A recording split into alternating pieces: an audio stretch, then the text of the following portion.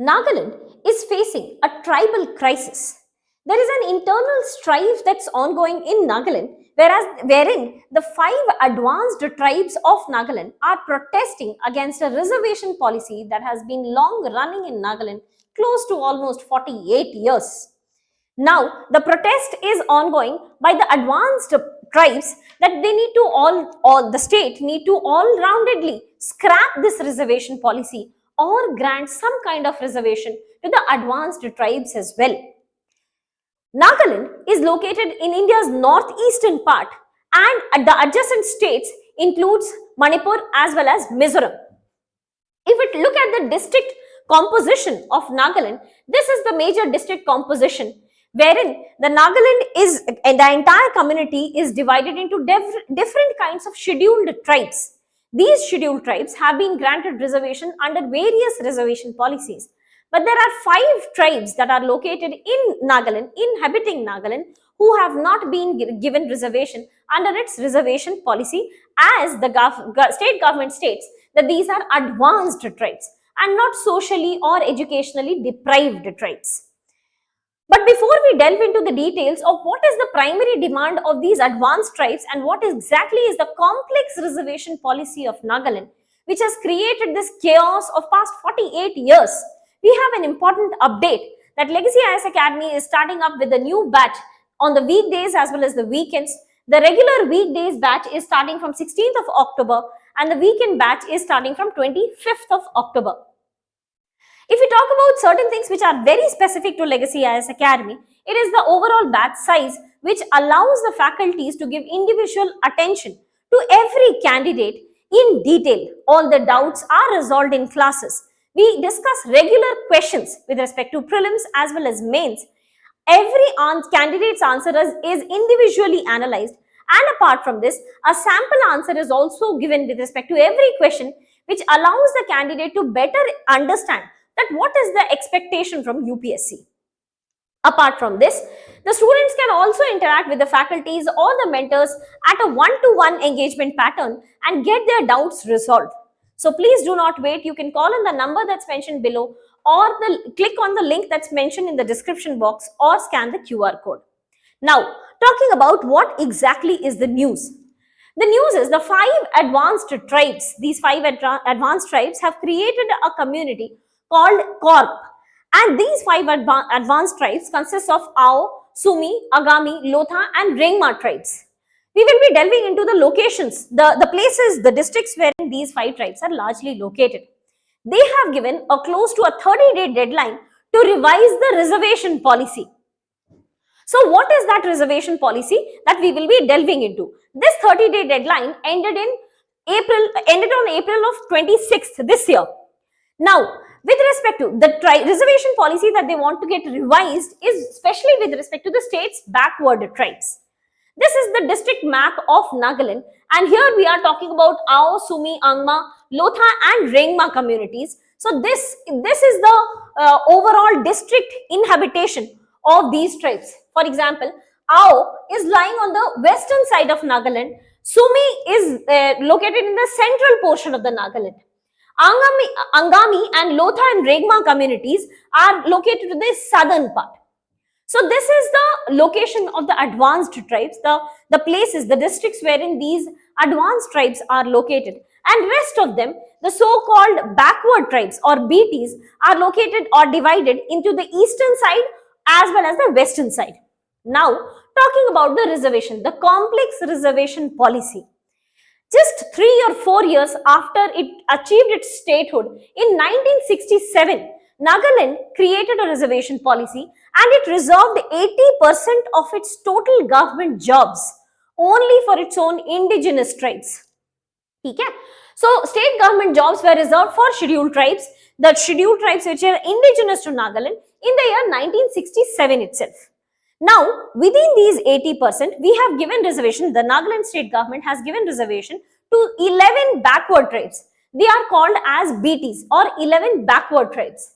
They are given reservation within this reservation. So, within this 80% reservation, BTs are also given reservation. The rest five, the five of the tribes are non-BT tribes. So the 20% of the population who are not reserved, actually, who do not have the reserved seats, are non-BT tribes, or that is what we call as the advanced tribes. Now, talking about the backward tribes, I am talking about the ones who have been given reservation under this 80%. The backward tribes, they comprise, they have been given reservation close to 37% within that 80%. So, backward tribes have a reservation of 37%. Now, this 37% is again divided into two parts, that is 12% and 25%.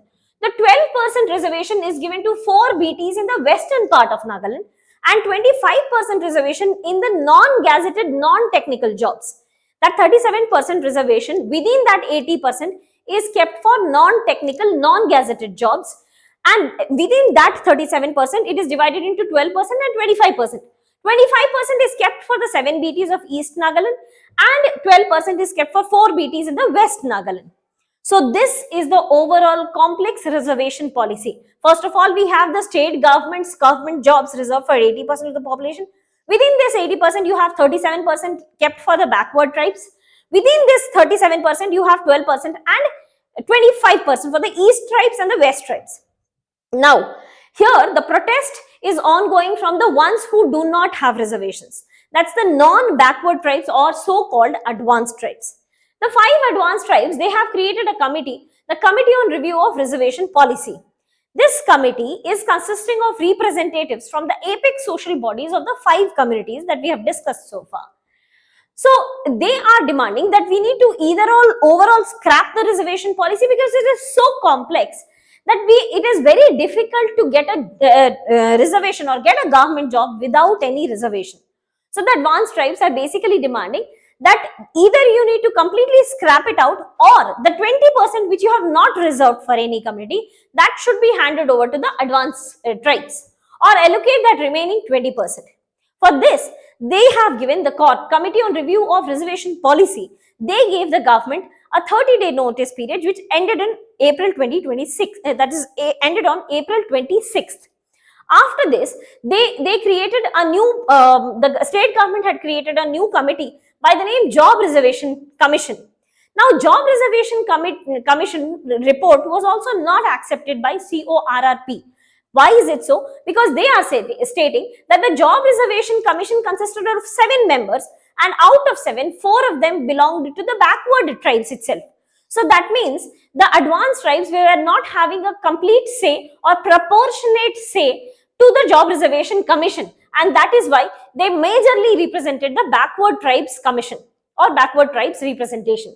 Now, talking about how has been the government's response in all of this chaos. The government states that we have upcoming 2027 decadal or at least the national census that's coming up. So once the national census comes up and we have the correct data with respect to social deprivation or educational deprivation, then the reservation policy can be flushed or at least analyzed, reformed or refurbished. But before we have that census data, it would be unwise to scrap the reservation policy or make any changes as of now.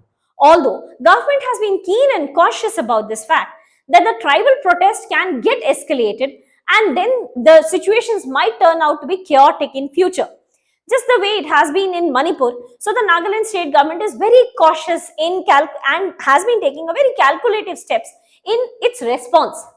They have also stated, they have also tried to keep up the point with respect to backward tribes, that backward tribes are stating that they are not willing for any kind of change with respect to reservation policy, obviously because they do have 37% reservation and they are calling themselves a socially and educationally deprived community. So they are not looking for any changes in the overall reservation policy. This has created a tribal rift within the state of Nagaland. This was something similar to what happened in Manipur in 2023. And that is why Nagaland state government is taking a very cautious and calculative step in its response in handling the entire matter. When the things get unfolded over a period of time, we will be having some kind of response from the state government to die down or at least resolve the grievances of the community, especially with respect to the advanced tribes. With that, we come to the end of this topic. If you have any doubt, please do let us know in the comment section below. Thank you so much and all the very best.